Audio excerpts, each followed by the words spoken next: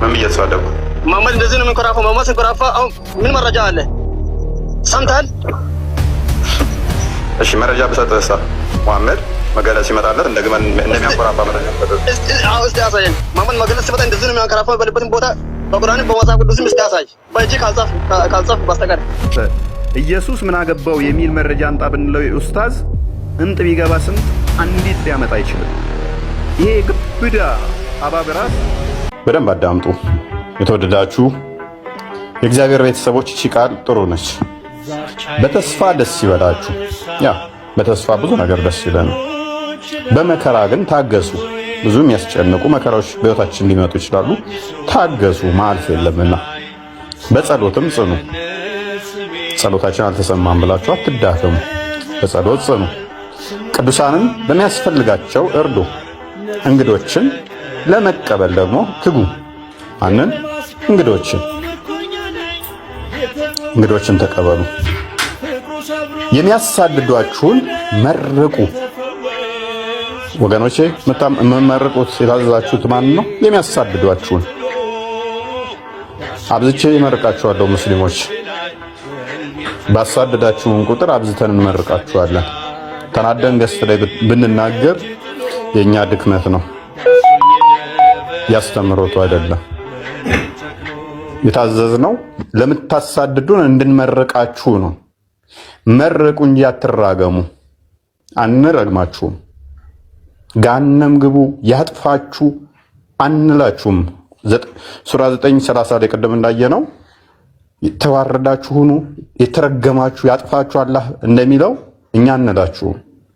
ልቦናችሁን እግዚአብሔር ያብራላችሁ፣ ማስተዋልና ጥበብን ያድላችሁ፣ ልባችሁን ይመልስላችሁ፣ ብርታትን ይስጣችሁ፣ በእድሜ በዘመን ያቆያችሁ፣ ወደ እውነት ሁሉ ይምራችሁ፣ እውነት የሆነውን ክርስቶስን እንድታገኙ አይኖቻችሁ ይከፈቱላችሁ ብለን እንመርቃችኋለን እንጂ አንረግማችሁም እኛ። ምክንያቱም እናንተ ቤሊ እንደምትረግሙን ቁርአኑ ላይ ስለተቀመጠ እዛው አድርገው ክርስቲያን። ስለዚህ የሚያሳድዷችሁን መርቁ እንጂ አትራገሙ። ደስ ከሚላቸው ጋር ደስ ይበላችሁ። እናንተ ውዶቼ ደስ ሲላችሁ ደስ ይለናል። በእናንተ ደስታ እንከፋም እኛ፣ አይናችን ደም አይለብስም። በእናንተ ደስታ እንቀናም እኛ ክርስቲያኖች ነን። በሰዎች ደስታ ልናዝን ልንበሳጭ አልታዘዝንም፣ ልንደሰት አብረናችሁ እንጂ። ደስ ይበላችሁ ነው የተባልነው።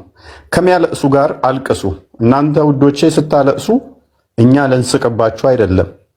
መንገድ ላይ አግኝተን ልክ ሳይ ሙስሊም 21:67 ላይ ወደ ጠባብ ቦታ አሽቀንጥራችሁ ግፏቸው እንደሚለው ልንገፋችሁ አልታዘዝንም።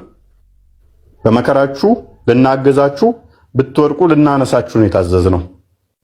ደስ ሲላችሁ ልንደሰት ነው የታዘዝነው። እርስ በርሳችሁ በአንድ ሐሳብ ተስማሙ። የትዕቢትን ነገር አታስቡ፣ ከፍ አድርገው። ነገር ግን የትህትናን ነገር ለመስራት ትጉ። ልባሞች ሆናችሁ አይምሰላችሁ። ለማንም ስለ ክፉ ፈንታ ክፉን አትመልሱ። ክፉ ብታስቡብን፣ ክፉ ብትሰሩብን፣ ክፉ ልንመልስ፣ ክፉ ልናስብ አልታዘዝንም።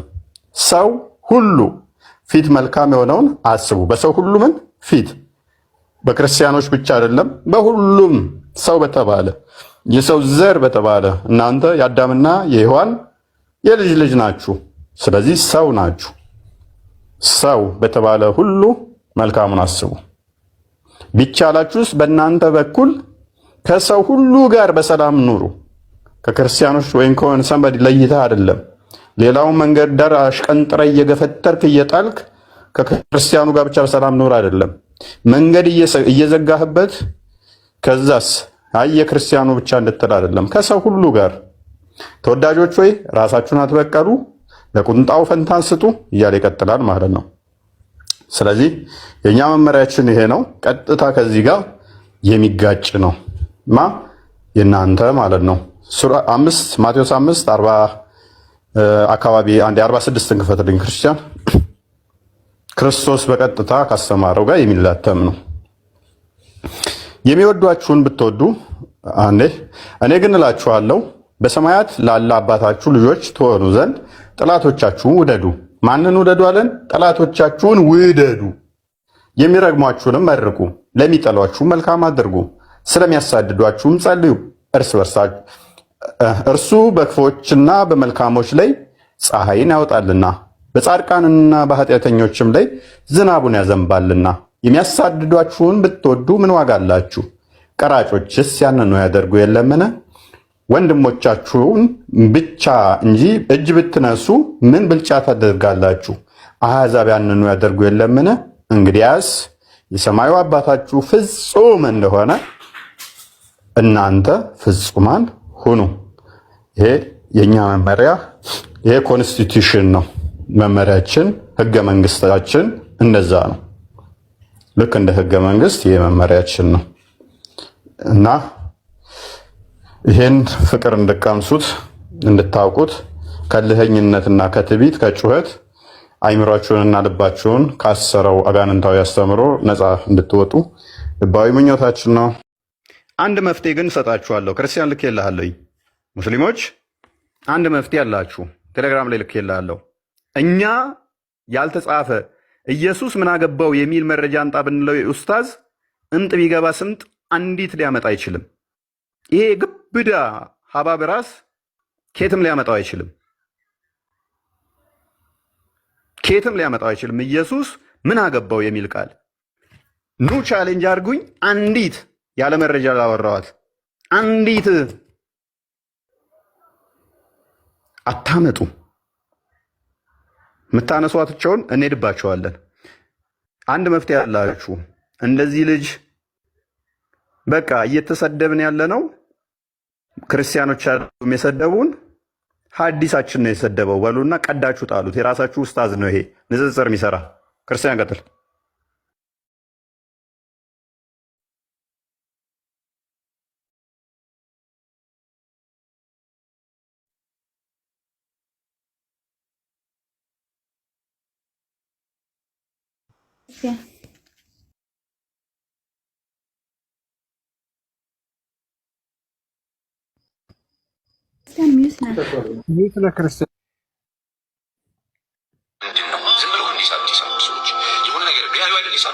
ዝም ብለው ሙሐመድ ሰለላሁ ዐለይሂ ወሰለም እንዲህ ነው ብለው ከ9 ሴት ጋር ከ11 ሴት ጋር ከህፃን ልጅ ጋር ሴክሹዋሊቲን በሚገልጽ መልኩ እየሳሉ የሚወስዱ ዝም ብለው ነው። ሰሂህ አልቡኻሪ ይባላል ይህ መጽሐፍ። በጣም ብዙ ሀዲሶች አሉት።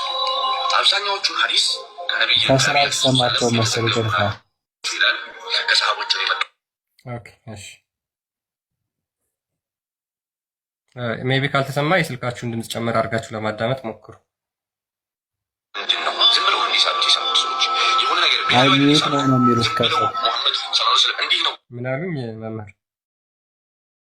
አይሰማም አሁንም መስር ቢዩት ነው እያሉ ነበር። ከስር እስቲ ቸክ አድርጉና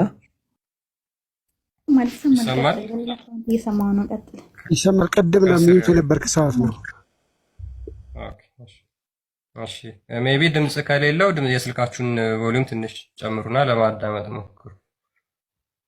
ዝም ብለው እንዲሳሉ ሰዎች የሆነ ነገር ቢያዩ አይደል ይሳሉት።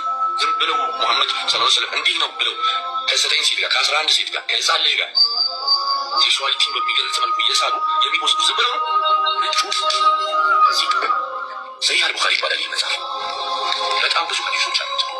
አብዛኛዎቹን ሀዲስ ከነቢያችን ሰለላሁ ዐለይሂ ወሰለም የተዘገቡ ናቸው ይላል። ከሰሃቦች ነው የመጡት ይላል።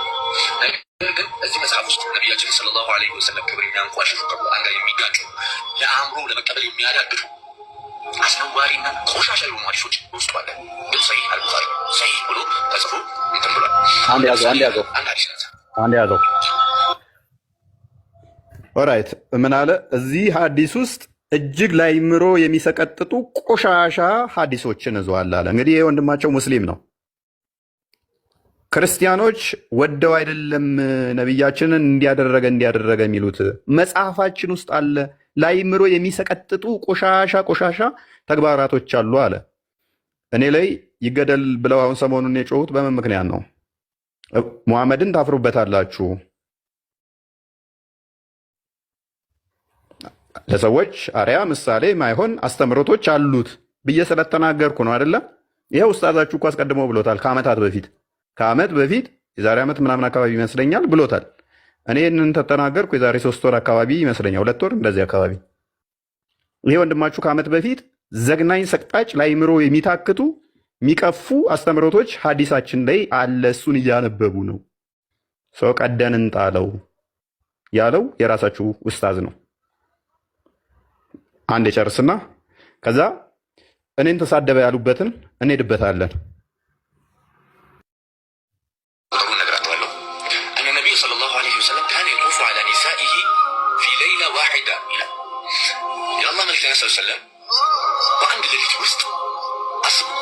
በአንድ ሌሊት ውስጥ ሴቶቹ ላይ ይዞሩ ነበር ማለት ለግንኙነት ማለት ነው።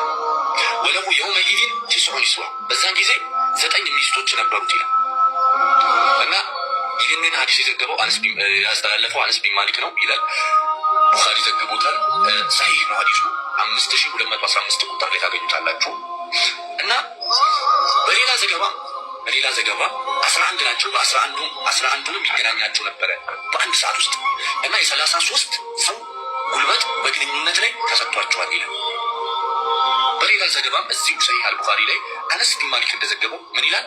ፊ ገስለት ዋሂዳ ማለት በአንድ ሻወር 9 ሴቶች 11 ሴቶች በአንድ የጀናባ ማስወገጃ ሻወር ይገናኙ ነበር ይላል። ይህን ሐዲስ መዘገብ ለምን አስፈለገ? ማለት ይህንን ሐዲስ መዘገብ ለምን አስፈለገ? ሁለተኛ ጥያቄ፣ ይህንን ሐዲስ የዘገበው አነስ ቢን ማሊክ ምን ይሰራ ነበረ? በዛ ሰዓት ምን ይሰራ ነበረ? እሳቸው 9 ሚስታቸውን ሲገናኙ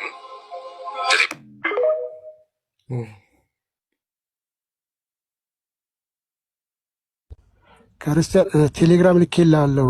ይህን ልጅ እንደው ሙስሊሞች ሲሰድቡት ደግሞ ሌላ ሙስሊም ደግሞ ይህን ሙስሊሙ ሲሰድቡት ማለት ነው ምን አጠፋ እሱ ልክ ነው ብሎ የሰራበት ደግሞ አለ። ልኬልሃለሁ ቴሌግራም።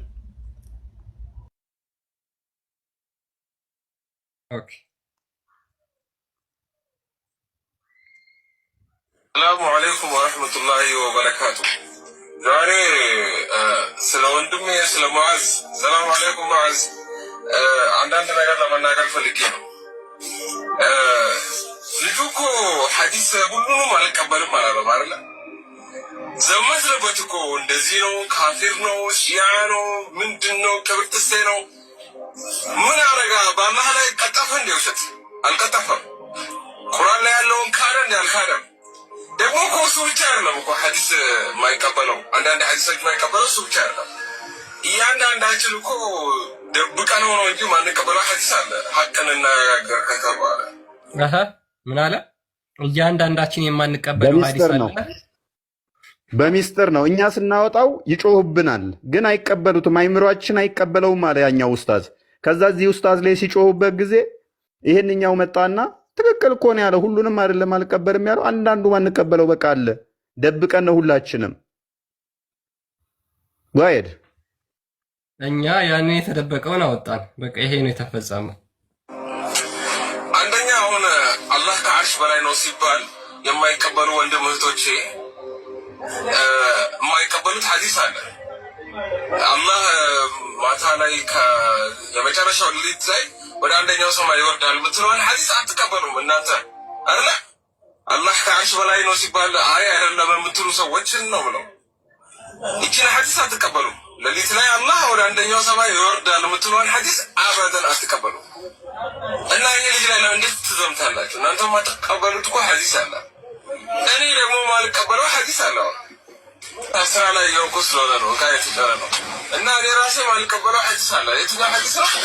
ድጋሚ አላህ ቢፈጥረኝ ማልቀበለው ሐዲስ አለ። ሰማችሁ? ድጋሚ አላህ ቢፈጥረኝ ድጋሚ አላህ ቢፈጥረኝ የማልቀበለው ሐዲስ አለ። ይሄ ክርስቲያን አይደለም ይሄ ልጅ። እስኪ እዚህ ላይ የግድያ አዋጅ አውጁ። ወንድ የሆነ ሙስሊም እዚህ ልጅ ላይ የግድያ አዋጅ አውጅ። ድጋሚ ብትፈጥሩኝ የማልቀበለው ሐዲስ አለ። ሙሐመድ ያደረገው ሙሐመድ የተናገረው አለ። ይሄ ልጅ ማነው? ወንድ የሆነ ጀግና ሙስሊም ይህንን የራሱን ወንድም ሄዶ የሚያስይዝ ሄዶ የሚያስፈራራ ሄዶ የሞት አዋጅ የሚያውጅበት ማን ነው? የማልቀበለው ሐዲስ አንድ አለች። እስካሁን ምን የትኛው ነች ሐዲስ? ያቺ ሐዲስ አደምን አላህ በአምሳያው ፈጠረ የምትለው ሐዲስ ላኢላሃ ኢለላህ ليس كمثله شيء فلا تضربوا لله الأمثال ولم يكن له كفوا أحد. ይሄን ሁሉ 3 አያ የሚጥስ ሐዲስ አለ። ያን ሐዲስ አልቀበለው ሙዓዝ ወላሂ ለአላህ ብላ ይቅርታ አድርግልኝ። በውስጥ መስመሮች ልጆች ይህ ልጅ ላይ ቪዲዮ እንስራ ሲሉኝ ስሩበት እላቸው ነበር። እኔም እሰራበታለሁ እላቸው ነበር። በጣም ባልሆነ መንገድ ነበረ ማይክ ወላኪን ማታ ላይቭ ላይ ስትገባ ብዙ ነገር ሳንቲና ስትነግረኝ ተረዳው። ጀዛከላ ኸይር። በሌላ ቪዲዮ እንገናኝ። ሰው የሚያነብ አይመስላችሁም ነበር አይደል? ያ ሰው የሚያነብ አይመስላችሁም? እነዚህ ሁሉ ሀዲሳቶች ወጡ። እንዲያውም ይሄንን ራሳቸው የማይቀበሉት ነው። ክርስቲያኖችን በተመለከተ ሀዲሳትና ቁርአን ላይ ያለውን ነገር ደግሞ ብናወጣ ምን ያህል ነገሮች እንደሚፈጠሩ እናውቃለን። እነዛ ነገሮች ወጡ፣ እነዛ ነገሮች ተነገሩ። እስኪ ወንድ ናችሁ እነዚህ ወንድሞቻችሁ ላይ ሂዱና ምን እየተሳደቡ መሐመድ እንደዚህ ነው የሚንኮራፋው። መሐመድ ሲንኮራፋ አሁን ምን መረጃ አለ? ሰምተሃል? እሺ መረጃ ብሰጥህ መሐመድ መገለጽ ሲመጣለት እንደሚያንኮራፋ መረጃ ብሰጥህ እስቲ አሳየኝ። መሐመድ መገለጽ ሲመጣ እንደዚህ ነው የሚያንኮራፋው በልበትን ቦታ በቁርአን በመጽሐፍ ቅዱስም እስቲ አሳይ። በእጅ ካልጻፍ በስተቀር በመጽሐፍ ቅዱስ እስቲ አሳይ። ተጀመረ እኮ በዚህ ውስጥ ያሉት እኮ ሙስሊም ናቸው። ሙስሊም አይገቡም። አንተ ክብር ስለሌለ ከአንተ ጋር እኮ ገብቶ ማንም የሚያወራ ሰው የለም። መልካም ወደ ጥያቄያችን እንለፍ። ወደ ጥያቄያችን ሳይሆን መረጃ አመጣለሁ ብሏል። እፎይ ነው ማነው መረጃ አመጣለሁ ያለ? መሐመድ ነቢያችን ሰለላሁ ዐለይሂ ወሰለም የተከበሩት የዓለም ብርሃን ይንኮራፋሉ፣ መንፈስ ሲመጣ ይንኮራፋሉ ያለበትን ቦታ መረጃ ያምጣውን እየጠበቁለት ነው። ክፈትለት ይላል። ምንም መታመጣ ምንም የሌላ ውሸት ይከፈትልሃል፣ ችግር የለውም። እሺ አዎ ሙት አድርጌ ልጠብቅ። እስቲ ክፈት። ካመጣው ለምንድን ነው የምታደርገው ግን?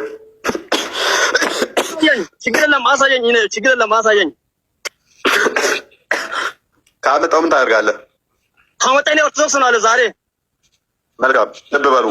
መሐመድ መገለጽ ሲመጣለት እንደ ግመል እንደሚያንኮራፋ ካመጣውኝ ኦርቶዶክስ ይሆናል። ይሄ ወንድማችን። አዎ እስቲ አሳየኝ። ድገመው። ቆይ ቄዶ ከእሱ ጋር እንጨርስ። መሐመድ መገለጽ ሲመጣለት እንደ ግመል እንደሚያንኮራፋ ካመጣውኝ ምን ትሆናለህ? ኦርቶዶክስ ይሆናል አለ። አስረግጬ ነው የምነግርህ። የሌላ ውሸትን የምትቀባጥረው ሁሌ ለመሆኑ ትልቅ ሰው ነህ። ውሸትን የምትናገረው ስድብ ነው። ከስድብ ውጪ ምንም የምታውቅ ነገር የለም። አንተ ፎን እያልኩ አለ።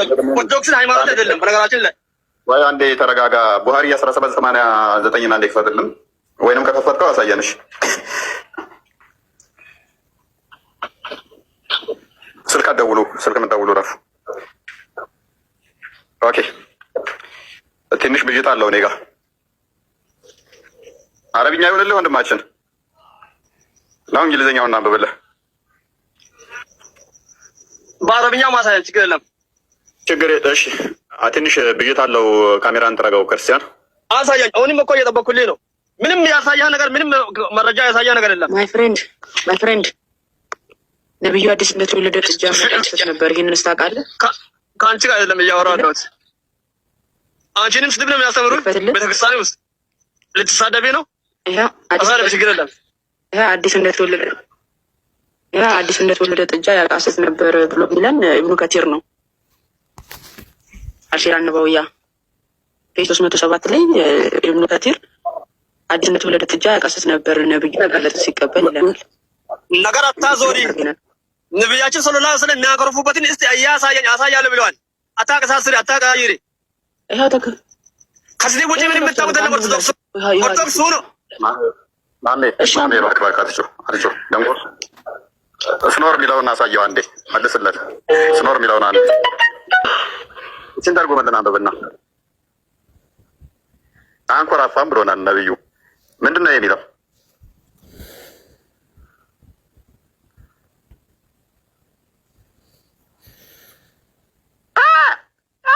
የግመል ማንኮራፋት እንደዚህ ነው። ግመል እንዴት እንደሚያንኮራፋ ማሚ ተርጉመውና እናሰማለን። ግመል እንዴት እንደሚያንኮራፋ አሁን እኮ እያሰማው ድምጽ ግን ከይቅርታ ጋር የግመል አይደለም የፍየል እኮ ነው። የግመልን እኔን አሰማችሁ ትፈልጋችሁ? አይገርም? የግመል እንጂ የፍየል አይደለም። እንደዛ ኮራፋ እና ነብዩ እንደዚህ ነበረ ላይ መገለጽ ሲወደለት ልክ እንደዚህ ነበረ።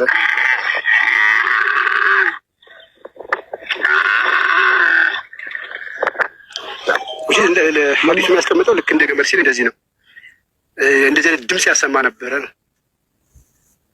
ማሚ አንብበው ማሚ አንብብ ወጣ እንዴ ልቀይር ብል እስልምና የውሸት ሃይማኖት ነው ወይስ የተሳሳተ ሃይማኖት ነው ብዬ ባምን፣ ኦርቶዶክስ ወይስ ክርስትና ትክክለኛ ሃይማኖት ነው ብዬ ባምንበት ምን ማረጋገጫ አለኝ? ለምሳሌ እኔ ወደዛ የምመጣበት መንገድ እና እሱን እስኪ ያስረዳኝ። ኦኬ ዮሐንስ ወንጌል ምዕራፍ 3 ቁጥር 16 አንዴ ክፈተው። ትክክል ለመሆኑ ምንድነው ማረጋገጫችን? እኛ እንደዚህ ይላል መጽሐፋችን፣ በእርሱ የሚያምን ሁሉ የዘላለም ሕይወትን እንዲኖረው እንጂ እንዳይጠፋ እግዚአብሔር አንድያ ልጁን እስኪሰጥ ድረስ ዓለሙን እንዲሁ ወዷልና። ዓለም አንድ እንዲጠፋ አይፈልግም እግዚአብሔር። ምን ዋስትና አለ? እሱን አምነን አንድ ሰው እንዲጠፋ እግዚአብሔር ፈቃዱ አይደለም፣ ፍላጎቱ አይደለም። ኦኬ ዓለም በልጁ እንዲድን ነው እንጂ በዓለም እንዲፈርድ እግዚአብሔር ወደ ዓለም አላከውምና። ክርስቶስ ወደ ዓለም ሲመጣ በዓለም ሊፈርድ ሳይሆን እንዲድኑ ነው። ከፈሩ በእርሱ በሚያምን አይፈረድበትም፣ ካመን አይፈረድበትም። በማያምን ግን በአንዱ በእግዚአብሔር ልጅ ስም ስላላመነ አሁን ተፈርዶበታል። ካላመነ ፍርድ ውስጥ ነው ያለው፣ ካመነ ግን አይፈረድበትም። የዋስትናችን ነው። ዮሐንስ ወንጌል ምዕራፍ 11 ቁጥር 5 እንግፈጠው። ምንድን ነው ዋስትናችን? ክርስቶስን ስንይዝ ምን ይለናል ክርስቶስ? ቁጥር 5 ኢየሱስም ትንሣኤና ሕይወት እኔ ነኝ አለ። ትንሣኤና ሕይወት እኔ ነኝ። ማንም ፍጡር ተነስቶ እኔ ትንሣኤና ሕይወት ነኝ ሊል አይችልም። ሕይወታችን ራሱ የተሰጠን። የሚያምንብኝ ቢሞት እንኳን ሕያው ነው አለ። የሚያምንብኝ ቢሞት እንኳን ሕያው ይሆናል። ሞት አይደለም። በእኔ አምናችሁ ብትሞቱ እንኳን ሕያው ትሆናላችሁ፣ ትነሳላችሁ። ሕያው የሆነም የሚያምንብኝ ሁሉ ለዘላለም አይሞትም። ይህንን ታምኛለሽ አላት። እርሷም አዎ ጌታ ሆይ አንተ ወደ ዓለም የሚመጣው ክርስቶስ የእግዚአብሔር ልጅ እንደሆንክ እኔ አምናለሁ አለችው። ስለዚህ በክርስቶስ የሚያምን ዘላለም ሕይወት አለው። ዮሐንስ ወንጌል ምዕራፍ 6 ቁጥር 40 ነው ይፈተው።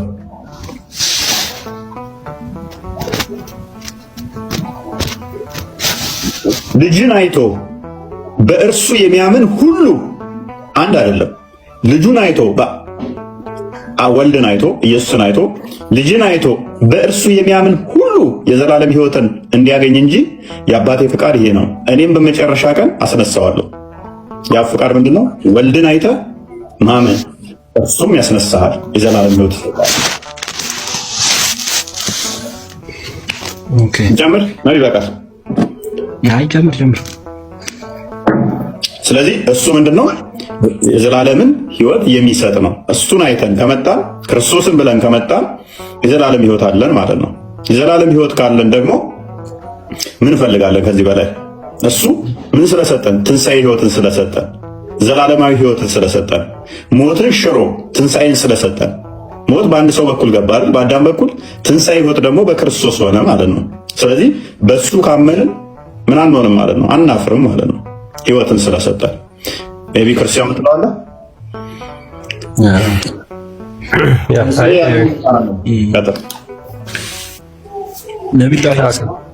ነቢላ ኢሳ ኢየሱስ ክርስቶስ ማለት ነው። እኛ በአሁንም ከትውልዳችን አንፃር እንደተማርነው በትንሹም ቢሆን እንዳወቅኑና እንደተማርነው ከሆነ ነቢይ እንደሆነ ነው ማረጋገጫችን። እና በእናንተ ዘንዳ ደግሞ ጌታ ብላችሁን ተቀበላችሁት፣ በእኛ ደግሞ እንደ ውስጣችን እንደሚያውቀው ነቢይ ሆኖ ተልኮ እንደመጣ ነው የምናውቀው። እሱ ጋር ደግሞ ምንድነው ልዩነቱ? የትጓን የተሳሳቱት የሚለውም ነገር ንገረኝ። ያ መጽሐፍ ቅዱስ እንግዲህ በግልጽ ክርስቶስ የጌትነቱን አምላክነቱን ይናገራል። ነገር ግን ክርስቶስ የመጣውም በስጋ የተገለጠ አምላክ ነው። ያ በስጋ የተገለጠው አምላክ በስጋ የተገለጠው ቃል ወይም ወልድ በስጋ ሲገለጥ የተገለጠበት ምክንያት ለእኛ ለሰዎች ቤዛ ሊሆነን እንደሆነ እግሩ ስር ቁጭ ብለው የተማሩ ማቴዎስ ወንጌል ምዕራፍ 10 አንዴ ክፈትልኝ ቁጥር 1 የጻፉልን ነገር አለ። የዓይኑ እማኞች በጆሮ የሰሙት ቁጥር 1 ላይ 12ቱ ደቀ መዛሙርት መርቱ ወደ እርሱ ጠርቶ እንዲያላቸው እንዲያወጡ በርኩሳን መናፍስት ላይ ደዌያንን፣ ሕሙማንን ሁሉ እንዲፈውሱ ስልጣን ሰጣቸው። ይህንን ስልጣን መስጠት የሚችል ፈጣሪ ብቻ ነው። አጋንንትን እንዲያወጡ ስልጣን የሰጣቸው ማነው? ክርስቶስ። የ12ቱም ስም ሐዋርያት ስም ይህ ነው። የመጀመሪያው ጴጥሮስ የተባለው ስምዖን፣ ወንድሙ እንድርያስ፣ የዘብዴዎስ ልጅ ያዕቆብ፣ ወንድሙም ዮሐንስ፣ ፊልጶስም፣ በርተሎሜዎስም፣ ቶማስም፣ ቀራጩ ማቴዎስም፣ የእልፌዎስ ልጅ ያዕቆብም፣ ታዲዮስም የተባለው ልብድዮስ፣ ቀናናዊም ስምዖን፣ ዳግማዊ፣ እንደዚህ እያለ እነኚህ ናቸው። እነኚህ ሐዋርያቶቹ ስም ነው። ከነኚህ ውስጥ ለምሳሌ ዮሐንስ ወንጌል ምዕራፍ 20 ቁጥር 28 እንደዚህ አካባቢ ላይ አንዴ ክፈትልኝ። ደቀ መዛሙርቶቹ ምን አሉ ስለ ክርስቶስ? እነኚህ የሾማቸው ስልጣን የሰጣቸው ምን አሉ? ክርስቶስን ማን ብለው ጠሩት? ምን ብለው ጠሩት? ቶማስም እንደዚህ ያለ ቁጥር 28 ላይ ቶማስም ጌታዬ አምላኬ ብሎ መለሰለት። ማንን? ክርስቶስን። እንደተወጋ እንደተቸነከረ ሲያሳየው ሲነካው ከመቃብር ሲነሳ ጌታዬ አምላኬ ብሎ ጠራው። ከ600 ዓመት በኋላ የመጣው መሐመድ ግን ኖ ጌታም አይደለም አምላክም አይደለም አለ። የሾማቸው ስልጣን የሰጣቸው ደቀ መዛሙርቶቹ ግን ጌታዬ አምላኬ አሉት። ዮሐንስ ወንጌል ምዕራፍ 13 ቁጥር 13 እና እንደከፈተው ዮሐንስ ቅድም እንዳየው ደቀ መዛሙርቱ የነበረው ምን ብሎ ጻፈልን? ክርስቶስ ምን ብሏል አለ። እናንተ መምህርና ጌታ ትሉኛላችሁ፣ እንዲሁ ነኝና መልካም ትላላችሁ። እንግዲህ እኔ ጌታና መምህር ስሆን ምን ጌታና መምህር ስሆን እግራችሁን ካጠብኩ እናንተ እንዲሁ ደግሞ እርስ በርሳችሁ ታደርጉ ዘንድ እግራችሁን ትታጠቡ ዘንድ ይገባችኋል ብሎ ትእዛዝ ሰጣቸው ማለት ነው። ምን እኔ ጌታና መምህራችሁ ስሆን ብሎ እንዳስተማረ ዮሐንስ ጻፈልን። ከ600 ዓመት በኋላ የመጣው ግን ነው ጌታ አይደለም ማለት። ይህ አስቸጋሪ ነው የሚሆነው። ዮሐንስ ወንጌል ምዕራፍ 10 ቁጥር 31 እንዲክፈተው ዮሐንስ ምን ብሎ ጻፈልን? እኔና አብ አንድ ነን አለን። ኖ አላህና ኢሳ አንድ አይደሉ? የተለያዩ ኢሳ ፍጡር ብቻ ነው ነብይ ብቻ ነው ቢለን አንቀበልም። ኦኬ ዮሐንስ ወንጌል ምዕራፍ 2 ቁጥር 17 እና እንክፈትልኝ።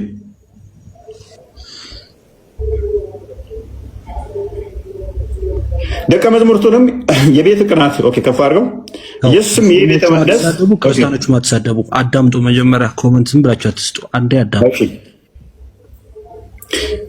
ኢየሱስ ምን አላቸው? ይህን ቤተ መቅደስ አፈርሱት በሶስተኛው ቀን አነሳለሁ አላቸው። ኢየሱስ መልሶ ይህን ቤተ መቅደስ አፈርሱት በሶስተኛ ቀንም አነሳዋለሁ አላቸው። ከፍ አድርገው ግደሉኝ፣ ስቀሉኝ፣ ግን እነሳለሁ አላቸው። ለምንድን ነው ይህንን ያደረገው? ለምንድን ነው ይህንን ያላቸው? ማቴዎስ ወንጌል ምዕራፍ 20 ቁጥር 28 እና እንደከፈተው እሺ። ግን ጌታችሁ እንዴት ለምሳሌ ጌታ ሆኖ እንዴት በሰዎች ሊገደል ቻለ? በፍጡራን በራሱ በፈጠረ ፍጡራን እንዴት ሊገደል ቻለ? መልካም እመጣለሁ። እሺ እንዴት ይቻላል? እሺ ገላትያን አንዴ ክፈትልኝ። እሺ ገላትያ ምዕራፍ 3 ቁጥር 14 እንዴ በፍጡር እንትን ሊል ቻለ? ዝቅ አድርገው እስኪ ዝቅ አድርገው ቁጥር 13 በእንጨት የሚሰቀል ሁሉ የተረገመ ነው ተብሎ ተጽፏልና ክርስቶስ ስለኛ እርግማን ሆኖ ከሕግ እርግማን ዋጀን። አስቀድሞ ልክ እርግማን ነበረ። ምን የሚል እርግማን? ዘፍጥረት ምዕራፍ 3 ላይ ቁጥር 15 ላይ በአንተና በሴቲቱ በዘርና በዘሯ መካከል ጠላትነትን አደርጋለሁ፣ እሱ ራስን ይቀጠቅጣል፣ አንተ ሰኮናውን ትቀጠቅጣለህ፣ እርሱ ተብሎ እርግማን መጥቶ ነበረ። አዳም ደግሞ ዘፍጥረት ምዕራፍ 3 ቁጥር 19 አካባቢ ላይ ኃጢአት ስላደረገ አፈር ነህና ወደ አፈር ትገባለህ ተብሎ ተረግሞ ነበረ። ሮሜ ምዕራፍ 3 እና ሮሜ ምዕራፍ 5 ላይ ደግሞ ከቁጥር 7 ጀምሮ እስከ 12 በአዳም በኩል ምን መጣብን ይላል? ሞት መጣ።